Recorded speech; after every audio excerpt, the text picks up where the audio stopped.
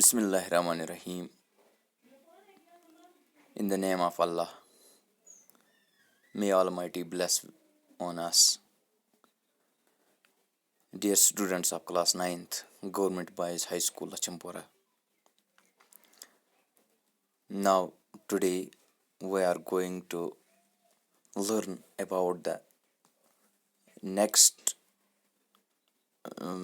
subtopic, or we can say the next part of the social studies, that is economics.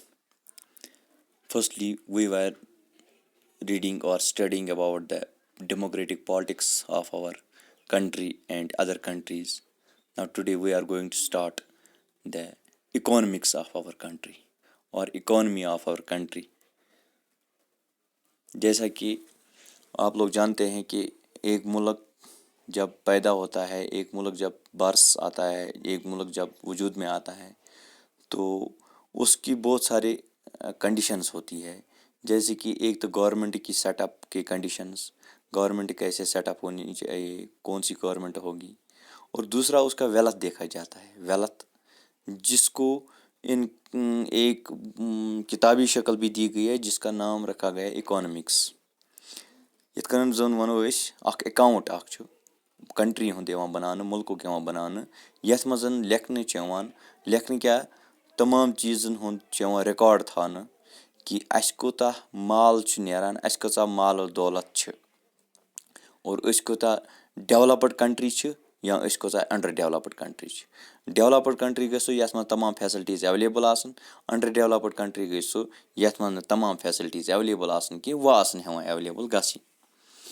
और इथे कन अस निश वनकस आज अस पको इन शॉर्ट्स मज पको अस the story of village Palampur economics गोडनुक चैप्टर. यथ मज यह अख पालमपुर वनकस अस इमेजनरी अख विलेज अख निमन. इमेजनरी मतलब गो दिमागस मज निमोन अस अख गामच कुन गामच सिचुएशन पढ़ो अस. जैसे हम अपने गाँव की सिचुएशन पढ़ेंगे वैसा समझिए आप एक कंट्री की सिचुएशन भी वैसी पढ़नी है हमने. इस कन अख गामच वनकस इमेजनरी अख सिचुएशन पढ़ो कि अख गाम कित कन छु अंडर डेवलप्ड आसान, नॉन तरक्की याफ्ता या यथ तरक्की गमज कि पत कित कन कमो चीज़ों सत तथ मज तरक्की गसान और गसान कम चीज़ सत तरक्की सो डेवलपिंग पे डेवलप्डस तान युस ति कह पोर्शन अत मज यवान छु, युस ति कह वेल्थ अत मज यवान छु, युस ति कह मैशियत अत मज यवान छु, that is called economics, that is called economy, तम गामच इकोनॉमी. तो यहाँ पर एक विलेज का दिया गया है, मैं यहाँ पर मार्क कर देता हूँ. यहाँ पर हमने पढ़ना है विलेज पालमपुर. तो पालमपुर के वजह अपने गाँव का नाम ही आप याद रख लीजिए, जैसे कि हम अपने गाँव के बारे में पढ़ते हैं, उस पन्निस गाँव के बारे में पढ़ा. तो यहाँ पर क्या है, तो हमारा जो गांव है हमने पढ़ना है इसके बारे में. अगर हम इसके बारे में पढ़ेंगे तो it is well connected with the neighbouring villages. तो अगर हम पहला ही पॉइंट इसका देखेंगे कि it is well connected with the neighbouring villages, तो अख पॉइंट समझा बात वेल कनेक्टेड सत कित कन बना सोन गाम डेवलप्ड. वेल कनेक्टेड मतलब गो बाकिन गामन सत ईजी एक्सेस बाकिन गामन सत आसानी सान बाकिन गामन सत हेकान कनेक्ट कर कि अस गसान कह प्रॉब्लम तमन सत, मतलब ज़्यादा टाइम कंजम्पशन गसान अस कहीं. मिसाल के तौर पर with the help of roads, well macadamised road अस बिकिस गामस तान गसन खतर. तो अगर वेल मैगडमाइज्ड रोड अस बिकिस गामस तान गसन खतर अस कह चीज़ तुलन यह सोजन बिकिस गामस मज, यह तमन सत बाटर सिस्टम या यह तमन निश त्रावन तत नियत तत मिले अस अम बदल बदल कह चीज़ युस सान जिंदगी में लाइफ में ज़रूरत आस. मिसाल के तौर पर अस नेरान ये अम्बर, अस मा खमो सारी अम्बर पानस. तो इसके लिए हमने क्या करना है, हमारे गाँव में वेल डेवलप्ड रोड्स होनी चाहिए.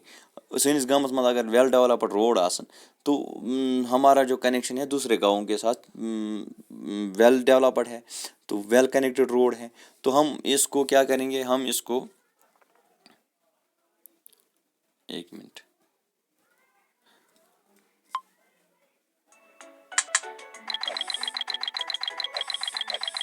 एडवर्टाइजमेंट यहाँ. तो हमने क्या करना है, हम इस मेवा को या इन अम्बर हेको कुन कार्ट्स पे या कुन गाड़ी मज लोड कर हेको बिकिस गामस तान वातन, तत हेको कनित, तत हेको सेल कर युत अस निश एक्सेस अमाउंट ऑफ फूड आस या युत अस निश एक्सेस अमाउंट ऑफ फ्रूट्स आसन, अत यह वेल مطلب اکھ اَصٕل قۭمَتھ اکھ یی اَسہِ اکھ اَصٕل کاسٹ اکھ یی اَسہِ اَتھ یُس کاسٹ أسۍ ییٚمہِ سۭتۍ أسۍ باقٕے گُڈٕس اینڈ سٔروِس ہٮ۪کو پانَس خٲطرٕ پَلو پانَس خٲطرٕ مکان روٹی کَپڑا مکان وغٲرٕ چیٖز ہٮ۪کو أسۍ تَمہِ سۭتۍ یہِ أنِتھ یا بَنٲیِتھ. گوٚو دۄہ کھۄتہٕ دۄہ یوٗتاہ اَسہِ نِش ییٚتہِ پرٛوڈَکشَن گژھِ یوٗتاہ اَسہِ نِش ییٚتہِ مال نیرِ زیادٕ تیوٗتاہ ہٮ۪کو أسۍ سٮ۪ل کٔرِتھ باقیَن گامَن منٛز یِمَن تَمِچ چیٖزٕچ ضوٚرَتھ چھُ اور تِم ہٮ۪کَن اَسہِ تَمہِ بجاے تورٕ بدل گُڈٕس اینڈ سٔروِسِز دِتھ یا ہٮ۪کَن اَسہِ تِمو کاسٹ دِتھ یُس أسۍ پَتہٕ پَنٕنۍ وٮ۪ل بیٖنٛگ خٲطرٕ اِستعمال کَرو.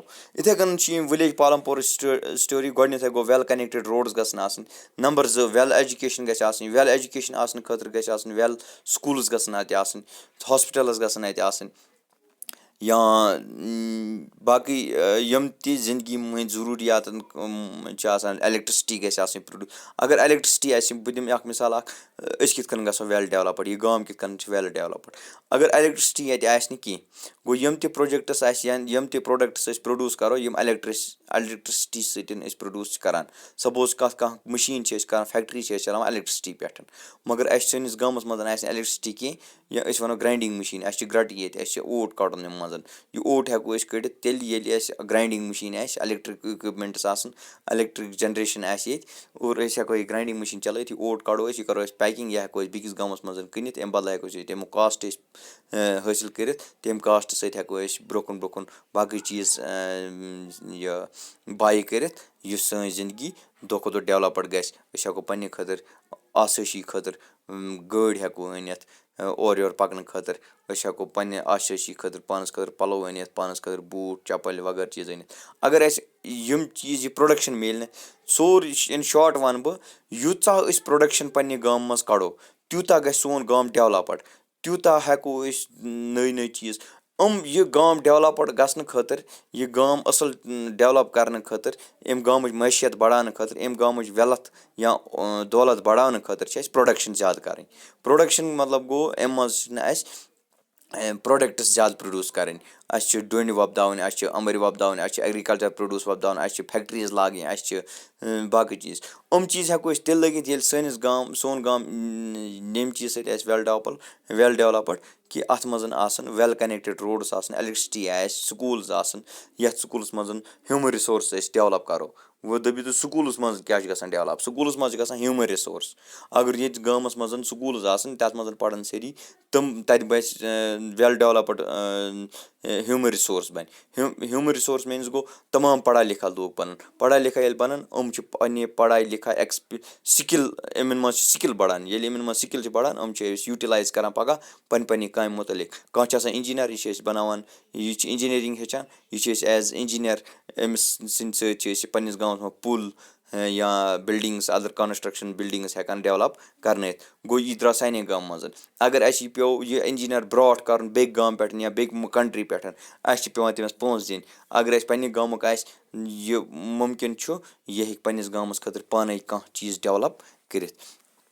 یہِ اوس أسۍ أکِس گامَس مُتعلِق پَران أسۍ نِمو پَننُے گام تہٕ یہِ پرٛوڈَکشَن أسۍ کَرو ییٚتٮ۪تھ اَصلی اَتھ گامَس مُتعلِق ییٚلہِ أسۍ ییٚتٮ۪تھ تھٲیزیو تُہۍ یہِ دھیان آرگنایزیشَن اینٛڈ پرٛوڈَکشَن یُتھ گام بَناونہٕ خٲطرٕ کیٛاہ چھِ ضروٗرت.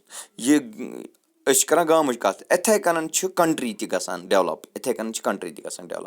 یہِ چیٖز کَرنہٕ خٲطرٕ کیٛاہ چھِ گژھان آرگنایزیشَن اینٛڈ پرٛوڈَکشَن پَرو أسۍ. اگر أسۍ وٕچھو یہِ آرگنایز کَرُن یہِ کَنٹرٛی یا یہِ گام یہِ کِتھ کَنَن بَناوُن أسۍ وٮ۪لَتھ فُل یہِ کِتھ کَنَن گژھِ وٮ۪ل کَنٮ۪کٹِڈ یہِ کِتھ کَنۍ گژھِ وٮ۪ل ڈیولَپٕڈ اَمہِ چیٖز خٲطرٕ کیٛاہ چھِ اَسہِ ضوٚرَتھ تِم چیٖز سٲری سانہِ اِکانمی منٛز یِوان سانہِ معیشَتَس منٛز. اگر تِمو منٛز کانٛہہ چیٖز پَڑٕ آسہِ سٲنۍ معیشت پَکہِ نہٕ برونٛہہ کُن کینٛہہ سٲنۍ اِکانمی پَکہِ نہٕ برونٛہہ کُن کینٛہہ أسۍ گژھو نہٕ وٮ۪ل ڈیولَپٕڈ کینٛہہ أسۍ بَنو نہٕ أمیٖر کینٛہہ کٲشِر پٲٹھۍ. أمیٖر مطلب گوٚو بَنُن تمام چیٖزَن ہٕنٛز ایٚکسٮ۪س آسٕنۍ تمام چیٖز ایویلیبٕل آسٕنۍ. اچھا the aim of production is to produce the goods and services that we want. تو پرٛوڈَکشَن کے لیے پرٛوڈَکشَن مینٕز گوٚو پرٛوڈیوٗس کینٛہہ وۄپداوُن کینٛہہ پودٕ کَرُن. اس کا مطلب یہ ہے پروڈیوس کرنا کچھ یہاں سے بیچ دینا کچھ یہاں سے بنانا چاہے وہ گڈس ہو یا سروسز ہو. یا تو ہم نے گڈس بنانے ہیں یہاں پر گڈس کوئی چیٖز أسۍ ہٮ۪کو بَنٲیِتھ یہِ تہِ أسۍ ایٚگرِکَلچَر پرٛوڈوٗس أسۍ ہٮ۪کو اَتھ مَکٲے چھِ أسۍ کَڑان یا دانہِ چھِ أسۍ کَڑان اَتھ ہٮ۪کو أسۍ توٚمُل اوٹ وغٲرٕ چیٖز یہِ پرٛوڈَکشَن پَتہٕ پیکِنٛگ کٔرِتھ یہِ پانَس لَگہِ تہِ کھٮ۪مو پانَس یہِ اَمہِ منٛز ہُرۍ تہِ کَرو أسۍ برونٛہہ کُن فاروٲڈ اور تَتہِ تَمہِ بدلہٕ مِلہِ اَسہِ تَتھ مےٚ ووٚنمُت گۄڈنٮ۪تھٕے تَمہِ بدلہٕ مِلہِ اَسہِ कॉस्ट।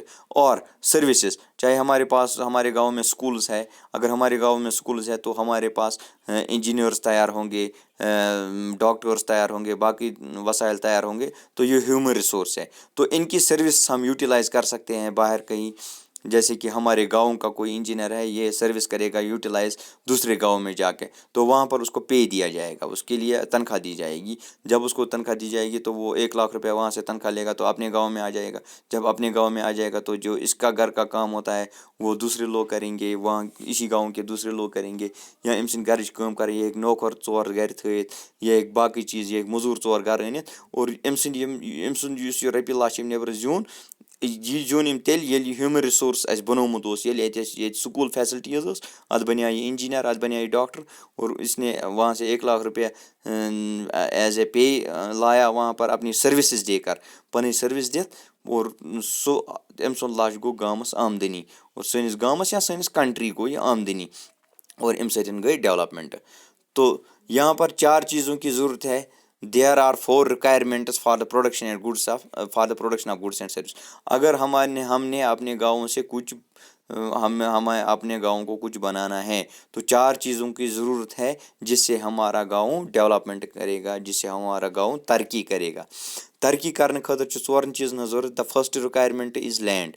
तो तेली गस ये डेवलपमेंट जब पहले हमारे पास लैंड हो गया अवेलेबल, जब हमारे पास ज़मीन हो गया, and other natural resources such as water, forests and minerals, या हमारे पास वही गांव तरक्की कर सकता है। जैसे कि अगर हम अपने गांव की बात करेंगे तो यहाँ पर पानी अवेलेबल नहीं है, अगर पानी अवेलेबल नहीं है तो हमारे पास इरिगेटेड लैंड नहीं है, अगर इरिगेटेड लैंड नहीं है तो हम चावल प्रोड्यूस नहीं कर सकते हैं, हम चावल नहीं दे सकते हैं दूसरे गाँवों को, या अपने लिए भी नहीं कर सकते हैं। तो ये सारी चीज़ें होनी ज़रूरी है। वाटर होना चाहिए, फॉरेस्ट होने चाहिए, मिनरल्स होनी चाहिए।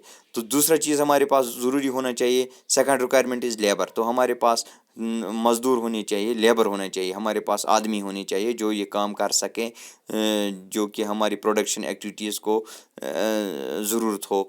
जैसे कि हमें कुछ जाए चूड़न, कुछ जाए गुड़ाई करें, कुछ मतलब अंबर बाग अत गुड़ाई करें, इसके लिए हमारे पास लेबर होना चाहिए। अगर लेबर कूल गन खराब, कूल गई खराब, दैट मीन्स प्रोडक्शन गि कि, या अस नश गन एजुकेटेड वर्कर्स आसन, एजुकेटेड वर्कर्स गन तम एजुकेशन वाले वर्कर गन आसन, तम वर्कर यम जाना आसन ग्राफ्टिंग कित कन करें, पाइवंद कित कन करें, दवा पोशी कित कन करें, वगैरह चीज़ यम गन educated. Necessary task other activities require workers who can do manual work. बाकी आम काम करने खतर, इन दजो दौरो मज आम काम करने खतर ती वर्करन हज जरूरत। तो थर्ड रिक्वायरमेंट हमारे पास होनी चाहिए फिजिकल कैपिटल। फिजिकल कैपिटल में बहुत सारे चीज़ों की ज़रूरत है। Variety of inputs received by every stage during production, what are these items that come under physical capital. तो फिजिकल कैपिटल के अंदर क्या क्या होना चाहिए, तो जिससे हम कह सकें कि हमारा गांव डेवलप्ड है, या हमारा गांव डेवलप होने वाला है, हमारा गांव तरक्की कर रहा है, या हमारा मुल्क तरक्की कर रहा है। तो हमारे पास होने चाहिए टूल्स, मशीन्स, बिल्डिंग्स। यहाँ पर देखिए आप, ए पार्ट है हमारे पास फिजिकल कैपिटल में, याद थो यह फिजिकल कैपिटलस मज टूल्स अत मज मशीनरी ये वन मशीन्स गई मशीनरी, बिल्डिंग्स मतलब अंबर, अगर तुलो थो ये सड़की पे अत रन का फ़ायदा, अत ग नेचुरल कैलेमिटी ये हम हेकन खराब गम खतर गन बिल्डिंग्स यमन मज स्टोर यह करो। Tools and machines range from very simple tools such as farmers plough, agriculture produce कर गन अलबान, यपच, दांद, यम गई सारी टूल्स, या मशीन ट्रैक्टर नश मशीन मज घास षटन मशीन वगैरह चीज़, या जनरेटर्स नश पावर कुछ सात जरूरत, अगर पावर गो और इलेक्ट्रिसिटी गई ये अवेलेबल कह चीज़ तम खुद गन जनरेटर्स टर्बाइन्स कंप्यूटर गस हिसाब किताब करने खतर, टूल्स मशीन्स यम आज नई टेक्नोलॉजी मज यह सारे तक पता। अगर कह आज ब्रो दांद वाय, आज वन सारी आज गोस ट्रैक्टर जल्दी पानस ग वरिस मज वावो 2 फसल, 2 कस्म नेरान, तूत तरक्की गि फसल कनो खेमो पानस। तो कह चीज़ अत मज तम यम fixed capital one, is production every over many years and are called fixed capital. तो इसका फिक्सड कैपिटल कहते हैं, हम इनको हम फिक्सड कैपिटल भी कह सकते हैं, या फिजिकल कैपिटल भी कह सकते हैं। तो दूसरा है हमारे पास रॉ मटेरियल। तो ये फिक्सड है। फिक्सड का मतलब ये होता है, अगर हमने यहाँ पर ग्राइंडिंग मशीन लगाई है अस लोग ग्रट ये ओट पीने खतर ये ओट पीने ग्रट यह ब्रोस तम ब्रोस मगर इसके लिए दूसरा ज़रूरी चीज़ होता है दूसरा फिजिकल कैपिटल इसके लिए ज़रूरी है रॉ मटेरियल।